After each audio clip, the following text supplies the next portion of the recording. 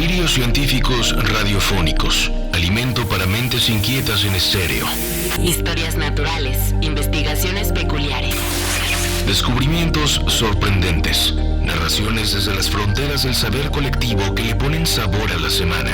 Porque a fin de cuentas la ciencia que no es comunicada es ciencia condenada al olvido. Amasemos juntos esa materia gris y hagamos bullir el elixir del conocimiento. Bienvenidos a Masaje Cerebral de Reactor. Muy buenas tardes, bienvenidos y bienvenidas sean todas y todos ustedes a El Masaje Cerebral, su programa de ciencia por Reactor 105. Yo soy Claudio y estamos acompañadísimos de nuestro queridísimo Andrés Cota, el experto en todas las materias que tengan que ver con la ciencia.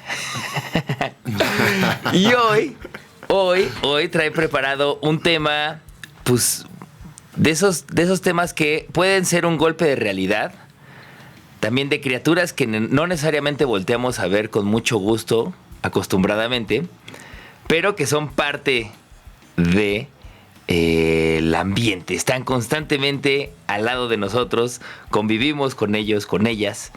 Vamos a hablar de los bicheches, de los insectos. ¿Y cómo estás, mi queridísimo Andrés Cota? Exactamente, Claudio. Diría yo que además, son criaturas que a lo mejor como primates, vertebrados, mamíferos, solemos tener un sesgo, ¿no?, hacia nuestra aproximación al mundo silvestre, pero los insectos, los invertebrados, digamos, también podemos ahí meter arácnidos, ¿no?, gusanos, ciempiés, miriápodos, en fin, todo este grupo que podemos denominar como bichos, son en realidad la base del sistema ecológico. O sea, son muchísimo más relevantes e imprescindibles para la naturaleza, ¿no?, para el funcionamiento de los ecosistemas que los vertebrados. Los vertebrados, la verdad es que pues no aportamos demasiado, ¿no? Más bien consumimos. Somos consumidores de último nivel. Pero los insectos, como vamos a ir platicando hoy, si los quitas de la ecuación, pues se cae el teatrito, ¿no? O sea, eso sí que son el primer eslabón de la cadena. Tú, imagínate una cadena colgando y quítale el eslabón de hasta arriba, pues ¿qué le pasa al resto? Se desploma, se va al suelo, ¿no? Que es un poco lo que, pues, a juzgar por los acontecimientos que estaremos platicando hoy y los estudios que se están haciendo ya a largo plazo de varias décadas, pues la tendencia es francamente perturbadora, ¿no? Hacia donde nos dirigimos es un naufragio asegurado y ahí seguimos con las manos atadas al celular, ¿no? No. Pero otra vez. Pero vamos a ir poco a poco. Me encanta que digas que soy un experto de todo. No, señoras, señores, escuchas allá afuera, realidad. Si acaso me gustaría decir que tengo modestos conocimientos biológicos, ¿no? Pero ya más allá, híjole, está difícil. Ojalá yo fuera un erudito de todo lo que compete a la ciencia. Pero bueno, cuando no lo sé, lo investigo, ¿no? Eso es. Exacto. Ahora sí que la aproximación que he decidido emplear y pues contárselos aquí a ustedes, ¿no? Entonces hoy vamos a hablar de insectos, querido Claudio. Uh-huh. Y para empezar, ¿no?, y ya se lo vieron venir, ¿no?, es el apocalipsis de los insectos, de lo que vamos a estar hablando, del insecticidio global, ¿no?, que es la disminución mundial de poblaciones de insectos que está sucediendo ahorita y de manera muy acelerada. Carajo. Entonces, vamos a empezar por partes, con algo que tú, Claudio, has vivido, yo también, mucha gente que esté escuchando allá afuera que nació en los años 80, 90 todavía. Si nacieron después de 2000, a lo mejor ya les tocó el mundo distinto a lo que nos tocó ver a nosotros, a nosotras. Pero recordarás tú ir en carretera, a lo mejor, ¿no?, con esas largas horas de carretera cuando tus papás te decían, hijo, nos vamos a ir de vacaciones a Zihuatanejo, y tú estabas entre emocionado, ya con el traje de baño puesto, pero te esperaban 12 horas de carretera, sí, y un ¿no? fastidio de calor. Exacto. Pero bueno, eso no era lo que quería traer yo a colación, sino lo que sucedía en los parabrisas, ¿no? En los parabrisas y en la parte de enfrente del carro, digamos, en la defensa, se iba llenando de insectos, se iba llenando de bichos, al grado que pues se tenía que parar de vez en cuando en las gasolineras, no solo a cargar gasolina y a comprar unas galletas, ¿no?, ahí en la tienda, sino a lavar el parabrisas, a lavarlo, porque a veces, depende a qué ruta tomaras, obviamente, mientras más secundaria la autopista, pues aún más presencia de insectos, pero había demasiados, ¿no? Se tapizaba el parabrisas de En inglés le llaman splats, ¿no? En español, pues en realidad es una onomatopeya, ¿no? ¿Cómo hace un insecto cuando se aplasta en el parabrisas? Pues splat, splat, splat. Y el caso es que si hoy haces ese mismo trayecto, pues hay muchos menos, ¿no? Esto se le llama el efecto parabrisas, fíjate, y vino de la ciencia ciudadana, ¿no? Los primeros en empezar a reportar esto, pues eran ciudadanos. La entomología, que es, digamos, la disciplina dedicada a los insectos, siempre ha sido una de esas disciplinas en que la ciencia ciudadana juega un papel fundamental, ¿no? Igual que en la astronomía, podemos pensar, es de estos territorios en que la ciencia no solo pertenece a la academia, ¿no? Que a veces se nos olvida, pero en realidad hay mucha ciencia, muchos datos, muchos estudios que vienen desde afuera de la academia.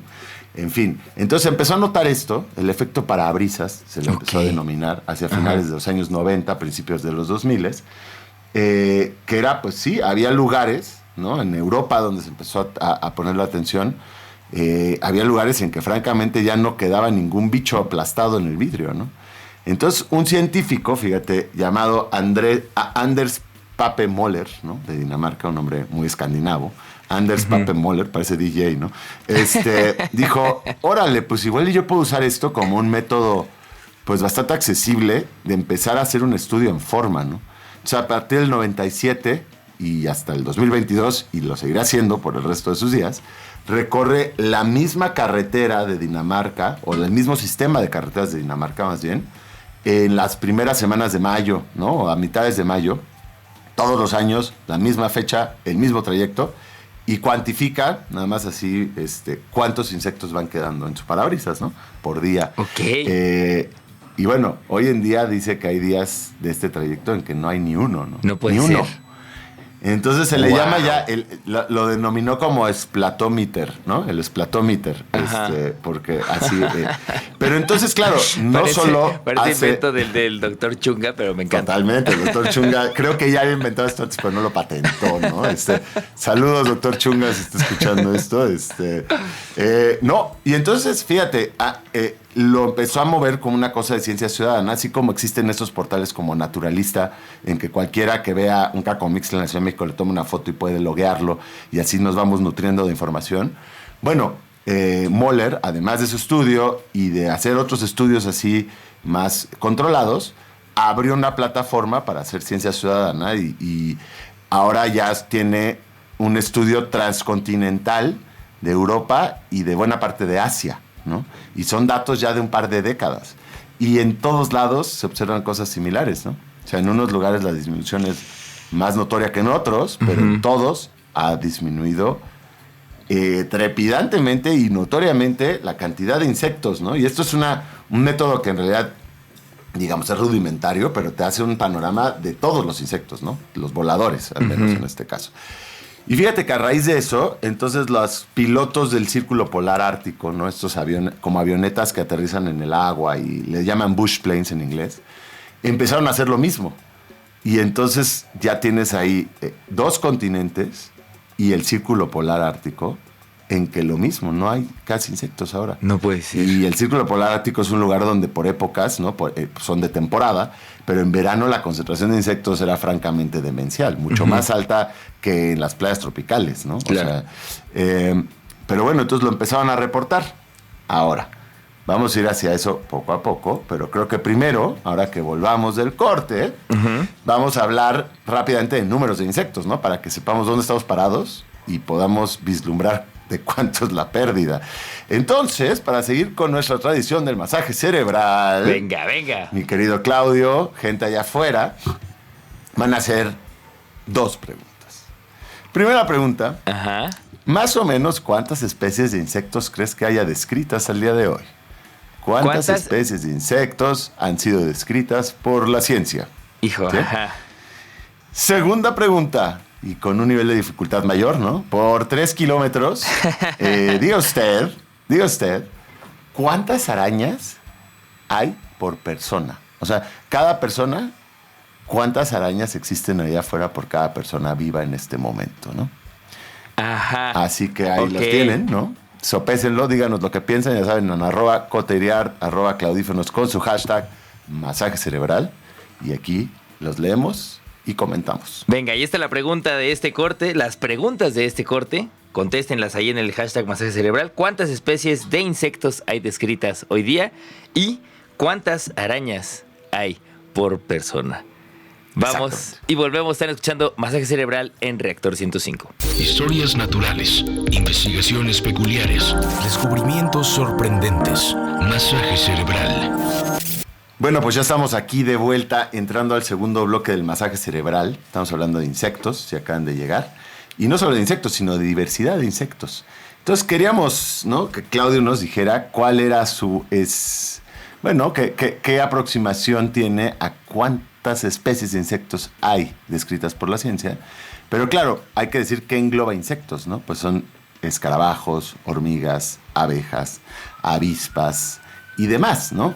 Nada más como una, pues yo qué sé, vamos a dar aquí una breve pista. 3/4 partes de todos los animales que existen son insectos. 3/4 partes, ¿eh? Y aquí les doy una segunda pista a tono de cita. Haldane, ¿no? un famoso biólogo, Haldane, tenía esta cita que decía: si Dios es el autor de todas las criaturas, hay que reconocer que siente un extraordinario cariño por los escarabajos. Porque si bien 3/4 partes de todos los animales son insectos, la gran mayoría de esos son escarabajos, ¿no? ¡Órale! O buena parte de los insectos son escarabajos. Claro, uno dice escarabajo y pues piensas en el mayate, ¿no? En el escarabajo rodacacas, en el escarabajito ese verde bonito. O sea, tienes ahí en el imaginario algunas criaturas, pero su diversidad es brutal. O sea, es casi que incomprensible para los modestos mamíferos. Ajá. Entonces, Claudio, diga usted, ¿cuántas especies de insectos crees que hay? Híjole, es que ya escuchando eso, creo que mi cabeza ya se volvió en términos inconmensurables, así que voy a aventar números absurdos. Y voy a decir 300,000. Mira, ni le llegaste a los escarabajos con eso. No. O sea, es que en serio estamos... Por eso es curioso que muchas veces no pensamos, ¿no?, en estos seres, o pensamos, si acaso, en los que coexisten con nosotros, que son las cuantas especies, y se nos pasa por alto que esto es el mundo viviente, ¿no? Fíjate, 1 millón de especies de insectos descritas al día de hoy. 1 millón, un poquito más. Ajá. De los cuales 400,000 son escarabajos, ¿eh? Ok. 400,000 especies de escarabajos. O sea, piensen en que... ¿Cómo puedes ni siquiera imaginar 400,000 páginas de un libro? No sé, imagínense La Guerra y la Paz, ¿no? Que pongan que tenga 1,000 páginas, ¿no? 400,000. Imagínense 400 de esas y que cada página es una especie distinta al resto, ¿no? Es brutal. Y bueno, de hormigas, 12,000 especies. Y de abejas, que bueno, pensamos siempre en la abeja que poliniza nuestros cultivos, en las 2 o 3 abejas mieleras que hemos domesticado. Bueno, hay 20,000 especies de abejas, ¿no? Para contraste, nada más, para que ahí tengan un contraste, mamíferos hay 5,000 en total. O sea, hay 4 veces más abejas que mamíferos. ¡Guau! ¿No? Y no solo lo pueden pensar así. Por cada especie de mamífero hay 200 especies de insectos. Por cada mamífero que se puedan ustedes imaginar, hay 200 especies de insectos. Avispas, 100,000. Es que sí, son números difíciles de comprender porque piensen que todos los vertebrados, amasando todos los grupos de vertebrados, somos 70,000 especies, ¿no? Y las avispas pues, son 100,000. O sea, solo avispas ya hay más que todos los vertebrados juntos, ¿no? Ajá. Eso es biodiversidad, ¿no? Eso es la biodiversidad en su máxima expresión.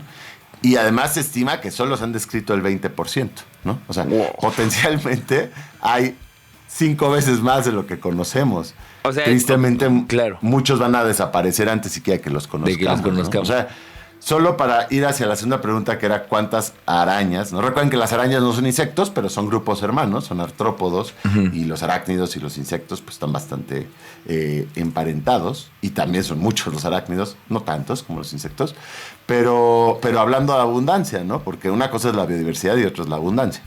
Piensa que en un solo árbol del Amazonas, digamos, tú agarras un árbol, grande, un árbol con buen follaje cualquiera, y haces un estudio ahí faunístico de cuántas especies de insectos habitan en ese árbol, puedes encontrar 1000 especies habitando en un solo árbol, ¿no? O sea, es muy loco. Y si te vas a otras partes de los arácnidos, bueno, los ácaros, ¿no? En 1 metro cúbico de tierra, en 1 metro cúbico, puede haber 200 especies distintas de ácaros. Toda una sociedad ahí de ácaros, ¿no? Y diversidad. Entonces, por cada persona viva, ¿cuántas arañas crees que haya? Y es otra de estas cosas inimaginables, la verdad. Hace un segundo acababas de decir que hay 200 insectos. No, ¿cuántos por...? No. 200 especies. 200 especies ¿no? O sea, de insecto. Eso es en biodiversidad. ¿Por mamífero? Sí. Okay. Yo aquí estoy pidiendo más, no especies, sino individuos de araña, ¿no? No importa de qué especie pertenece. Le tocan a cada persona. O sea, si se repartieran las arañas del mundo entre las personas que existimos. Sí. Hijo. Es que se me hace absurdo. 500,000. No. 2.8 millones de arañas por cada humano. ¡Qué espanto! Oye, digo, la gran mayoría, pues ni son peligrosos ni mucho menos, pero hubo un momento en que cuando esos números, ya sabes, salió un paper, un artículo que calculaba esta gran abundancia, y luego empieza la gente pues, a sacar especulaciones en torno a ello. Entonces decían, pues sí, si las arañas se pusieran de acuerdo, ¿no? Y de un momento a otro dijeron, no, a ver, no vamos a comer moscos, vamos a comernos a las personas, ¿no? Ya nos cansamos de estos changos, vamos a comérnoslos. Creo que en como 5 horas podrían acabar con nosotros, ¿no? O sea, nomás en poderío de fauces, o sea. Sí, no, es una locura, o sea, sí rebasa a veces nuestros poderes de abstracción, la verdad, ¿no? O sea, yo no vuelvo a matar a una araña solo por miedo ahora a los números que acabas de exponer. A la represalia. O sea, sí, reta a la imaginación definitivamente imaginar estos números, ¿no? Como lo mismo que es imaginar que la biomasa total de hormigas, pues, sobrepasa a todo lo macroscópico que entendemos como, o sea, juntando todas las plantas y juntando...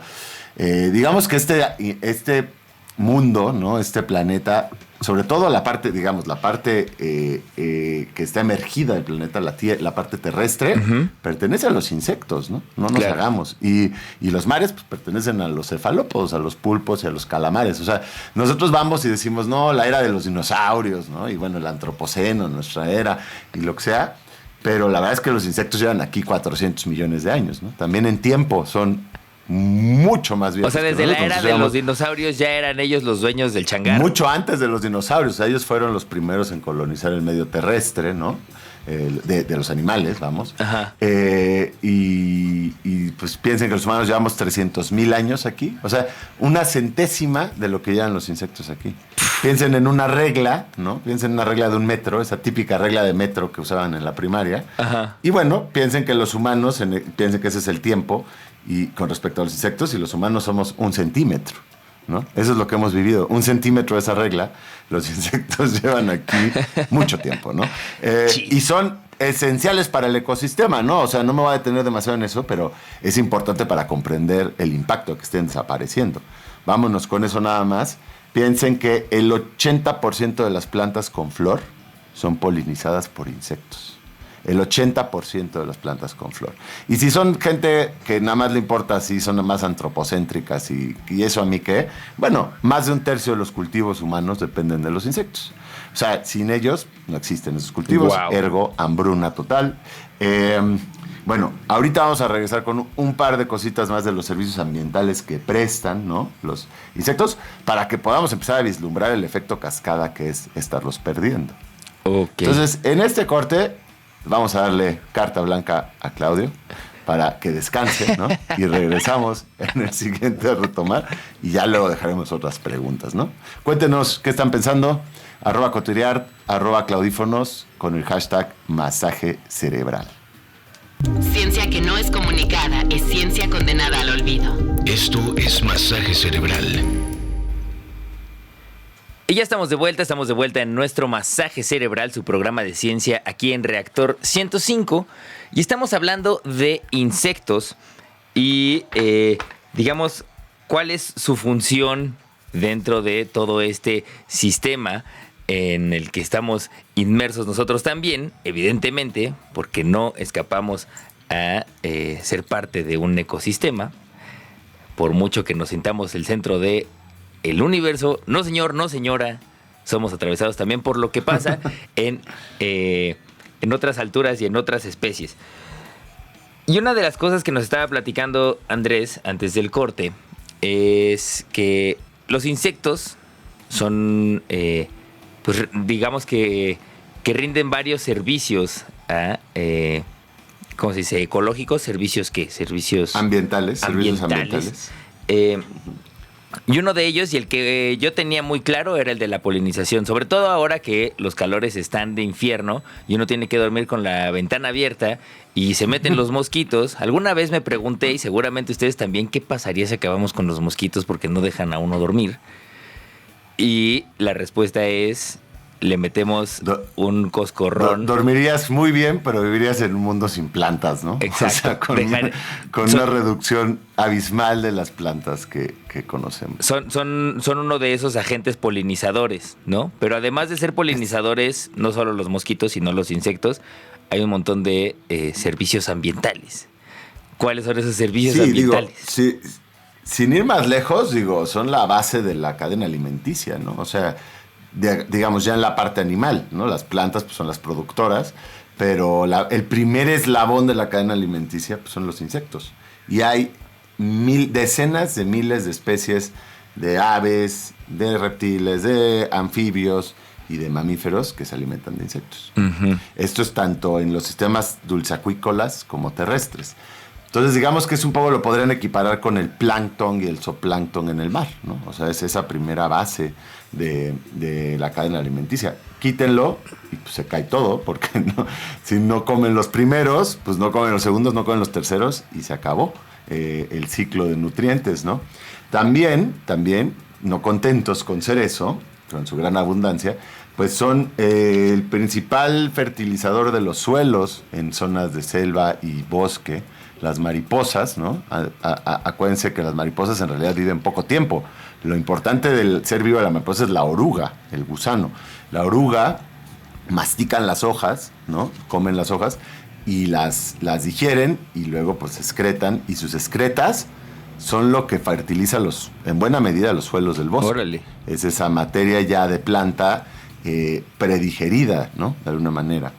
Pero bueno, además pues son los descomponedores primarios de los cadáveres y de las heces fecales de otros animales, ¿no? Acuérdense los escarabajos rodacaca, bueno, pues ahí están dándole al ciclo de nutrientes, digamos, y digamos que dentro de los descomponedores, bueno, los hongos y las bacterias también juegan un papel muy importante, pero los macrodescomponedores, o sea, los insectos son lo que llaman macrodescomponedores, son quienes desmenuzan los cadáveres, ¿no? Hasta 80% del peso de un cadáver está misado por insectos. Imagínate si los quitas, se empieza a volver una podredumbre el mundo, ¿no? Además de que no tendríamos plantas, se estarían pudriendo cadáveres por todos lados, ¿no?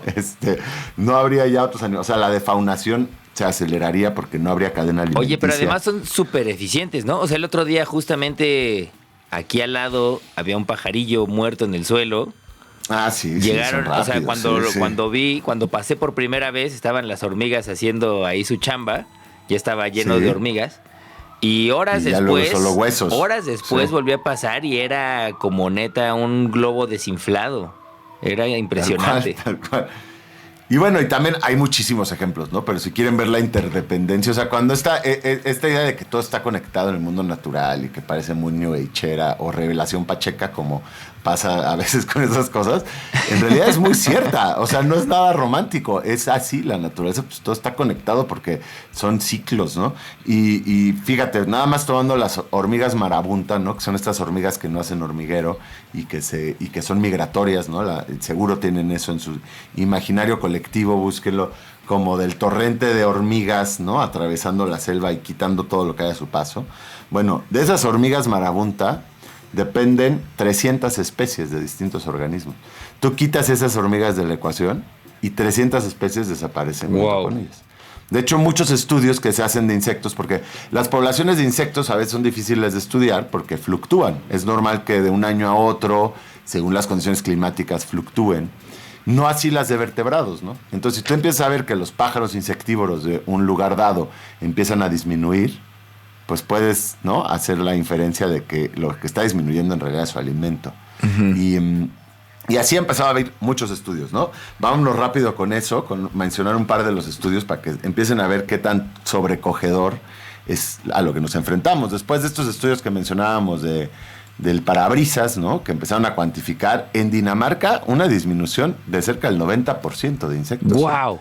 En Dinamarca, digo, y pueden pensar que Europa pues son zonas muy pobladas, ¿no? Entonces, pues a lo mejor sería vaticinable que haya disminución, pero no tal cantidad de disminución, ¿no?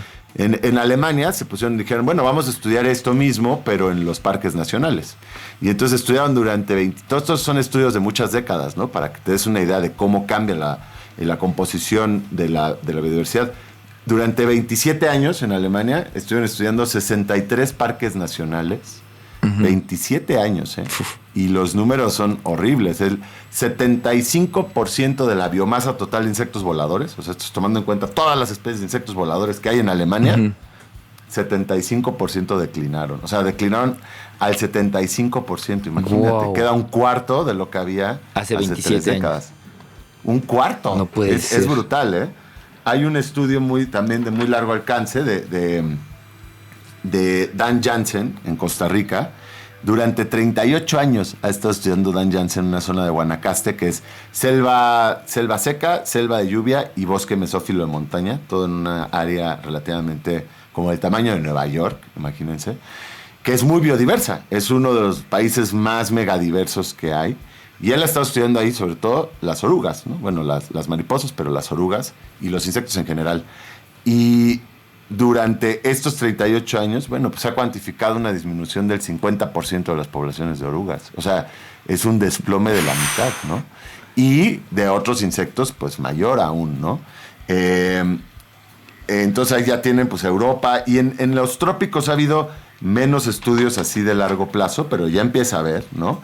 Aquí en México hay un estudio de selva seca en que desde los 80 se ha cuantificado una disminución del 86% de la biodiversidad de insectos. No. Imagínate. Y pueden pensar en especies icónicas como la mariposa monarca, ¿no? La mariposa monarca, que a lo mejor los que crecimos en los 80, pues nos tocaron ver todavía unos bosques con muchísimas mariposas. Bueno, entre una cosa y otra, entre la deforestación, que sigue a pasos agigantados, y entre la contaminación y otros factores, bueno, las mariposas monarcas se han reducido en 80% no, su población. No, o sea, quedan el 20%.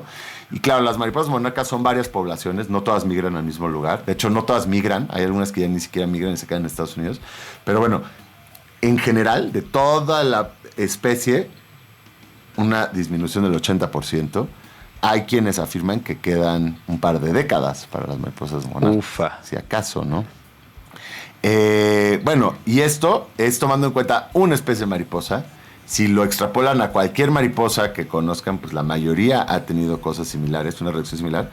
Y esto a lo mejor no lo sabías, claro, a lo mejor no lo saben allá afuera, pero la gran mayoría de mariposas, el 90% de las mariposas son nocturnas, son polillas, lo que llamamos polillas y mariposas negras. Bueno, esa es la gran diversidad de mariposas. Esas son las más importantes en términos de polinización. Pues 80% se han reducido. ¿No? Es un declive del 80% de todas esas especies. Entonces estamos ante un colapso brutal. Y ha habido ya revisiones, Dirso y Ceballos, ¿no? Dos biólogos mexicanos, hicieron estas revisiones de la defaunación en general, de todos los grupos de fauna. Y de los insectos encontraron que el 67% de los insectos monitoreados se han reducido en promedio 45%. Imagínate, todos los insectos tomados en cuenta. Entonces, bueno, estamos ante algo que es una crisis, ¿no?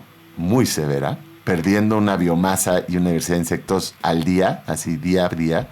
Y esta es mi pregunta para ti, Claudio, para ustedes allá afuera. ¿Cuál crees que es el principal factor que entra en juego en este declive de los insectos? Buenísimo. Cuéntenos qué piensan. @coteriart, @claudífonos, su hashtag masaje cerebral, ya se la saben. Y les leemos. Vamos y volvemos, están escuchando Reactor 105. Estás escuchando Masaje Cerebral de Reactor.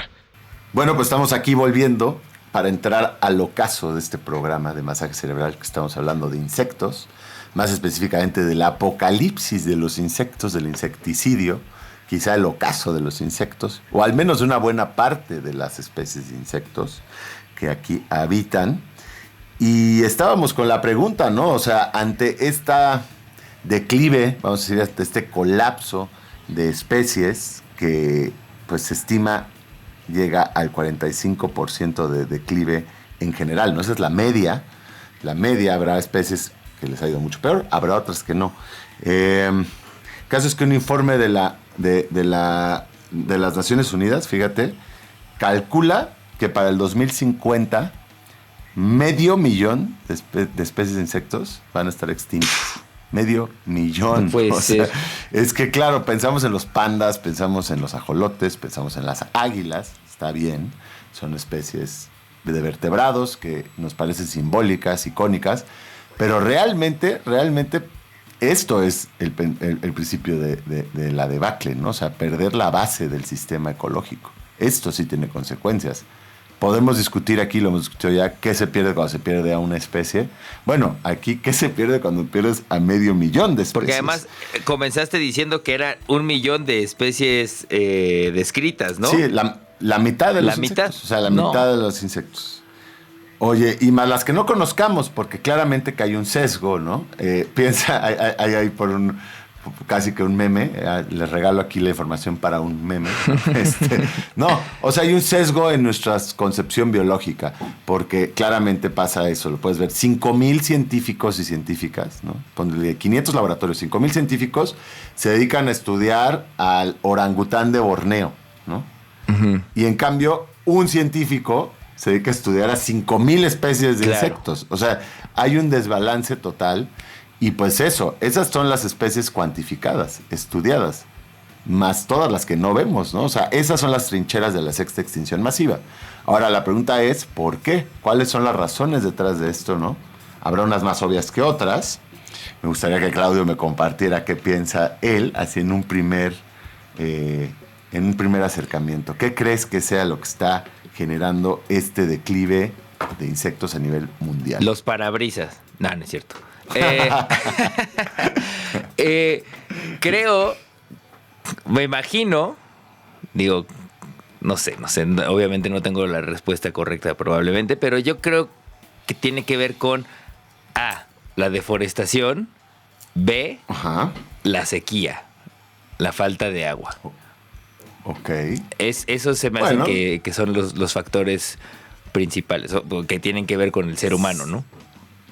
Sí, o sea, sí, definitivamente las huellas del antropoceno, ¿no? O sea, nuestras actividades que generan estos impactos sobre el ecosistema, pues son las que generan impactos sobre los insectos. Y todo está vinculado de una manera u otra. O sea, al final la deforestación, sí, la destrucción del hábitat, pues es el factor número uno de pérdida de biodiversidad a escala local, ¿no? O sea, tú talas el Amazonas y pones ahí un monocultivo de soya y pues estás cambiando la megadiversidad por la nada, ¿no? Claro. La nada ecológica. Así un monocultivo de soya de 40 kilómetros de largo, ¿no? Que es lo que está pasando ahorita en Brasil. Entonces sí, claro, la deforestación es un factor, pero claro, la deforestación también hace otras cosas, ¿no? Tú mientras más árboles tiras y más CO2 liberas, pues está el calentamiento global, ¿no? Entonces, claro, la deforestación, los monocultivos, ¿no? El uso de plaguicidas. Piensen que hemos hecho toda una carrera armamentística química para acabar con los insectos que son plaga, pero claro, no son químicos que solo acaben con las plagas, acaban con todo, ¿no? O sea, a eso súmenle la contaminación, súmenle la nitrificación del ambiente, ¿no? De nuestros fertilizantes y de nuestros combustibles fósiles. Estamos cambiando la composición atmosférica poco a poco. Y claro, las sequías que tú bien mencionas, que en realidad podríamos pensar que son efecto del calentamiento global, que son más bien la impredictibilidad climática, ¿no? O sea, ahora, hoy por hoy, ha habido lugares, por ejemplo, para citar otra vez el estudio de Costa Rica de 38 años, que te digo que es uno de los de más largo alcance. Bueno, en esa zona de Costa Rica que están estudiando, en estos años que llevan el estudio, la temporada de secas aumentó de 4 meses a 6. O sea, aumentó 2 meses la temporada de secas. Wow. Y eso si eres un insecto que vive en un ciclo anual, que naces junto con las lluvias. Imagínate, Claro. a lo mejor esos 2 meses ya te dieron en la torre y ya no puedes existir. Pero a lo mejor no, a lo mejor lo aguantas esas secas. El problema es que por el desbarajuste climático llegan las lluvias y pasa que ya no llegan como antes. O sea, llega y llueve de pronto 3 días súper fuerte y luego deja de llover una semana. Y luego, ¿sabes? Ya hay como, ya es errático, se comporta errático. Y entonces si tú eres una especie que depende de una sincronización de eventos en el mundo natural para poder nacer, ¿no? A lo mejor eclosionaron los huevos con la primera lluvia y salen las larvitas, los gusanos así dispuestos a comer, y como luego dejó de llover no hay los brotes que había antes, entonces no tienen comida y pues se mueren, ¿no? Entonces este desbarajuste como de las temporadas y la impredictibilidad parece que es uno de los patrones erráticos de clima, pues es uno de los factores que más duro le está dando a los insectos, ¿no? Ok. Piensen que los insectos, la mayoría de ellos procrean en la época de lluvias, ¿no? Pero también se está viendo que el puro aumento de temperatura, hay algunas especies que no lo aguantan, ¿no? Si tú eres una especie que eres de montaña, del bosque mesófilo, y que estás habituada a la lluvia, ¿no? A la humedad, pero entonces esta sequía empieza a haber menos nubes, ¿no? Tu clima ya cambió, tu temperatura aumenta en consecuencia y a lo mejor te cocinas, te calcinas, no puedes seguir con tu vida. Y se ha visto también ahora en laboratorio que en muchos escarabajos, si tú le subes 5 grados durante 5 días, ¿no? 5 días que la temperatura sea 5 grados arriba de lo usual, de lo óptimo, se quedan estériles. Sus espermatozoides se desactivan y se quedan estériles.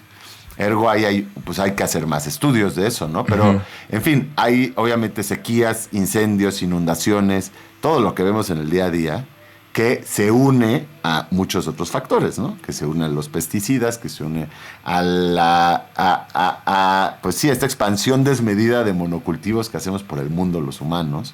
El caso es que, pues, las especies de insectos están, desplomándose. 40%, lo que decimos, ¿no? 40% en otra revisión, hay una revisión larga de 73 estudios, y pues sí, 40% de las especies evaluadas están reduciéndose a pasos agigantados. ¡No! Por ahí ya saben que si les interesa más, que todo lo que decimos aquí pues está basado en algunos artículos científicos. Si les interesan, siempre nos pueden escribir a científicosanónimos@gmail, ¿no? Y con gusto les mandamos eso. Open Access, conocimiento Open Access, les vamos a facilitar los PDFs. Y les recomendaría también, a lo mejor para quien le interese todavía más el tema, hay 2 libros de reciente publicación, fíjate. Uno es inglés y uno es gabacho, o sea, son 2 periodistas de ciencia que cada uno sacó un libro análogo, ¿no? Uno se llama Silent Earth, ¿no? La Tierra Silenciosa, que es de Dave Glowson.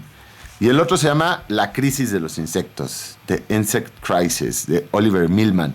Esos libros salieron, uno los últimos meses del 2021, el otro este año, en 2022, y recopilan mucho de todo lo que está sucediendo, ¿no? Que además, aquí ya no llegamos a ello, porque pues siempre se nos va el tiempo, pero bueno, aún es un momento de, si no bien poder del todo frenar este barco en el que vamos navegando los humanos directo hacia el colapso y directo hacia el naufragio asegurado, al menos sí desacelerarlo, ¿no? O sea, sí estamos a tiempo todavía de poder mitigar muchas de estas cosas. Muchos de nuestros impactos pues se deben a usos desmedidos de pues cuánta energía eléctrica necesitamos, ¿no? Ahora que está tanto el debate de la energía eléctrica, a veces la respuesta es no que cómo vas a producir esa energía eléctrica, pues sino demandar menos energía eléctrica, ¿no? Es como la salida del transporte, o sea, la solución del transporte no es cambiar a autos eléctricos, de hecho, porque la energía eléctrica es muy costosa en términos ambientales. La solución del transporte es transporte público y bicicleta, no hay más, ¿no? O sea, lo demás no va a dar, porque somos 8,000 millones de humanos, ¿no? Claro.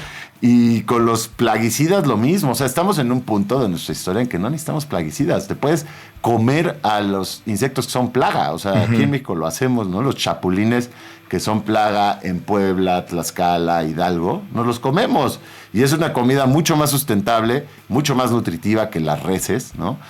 Tienen 2.5% más de proteína que una res. A lo mejor podemos hacer otro programa de entomofagia, ¿no? Otro día. O sea, este programa era el apocalipsis de los insectos.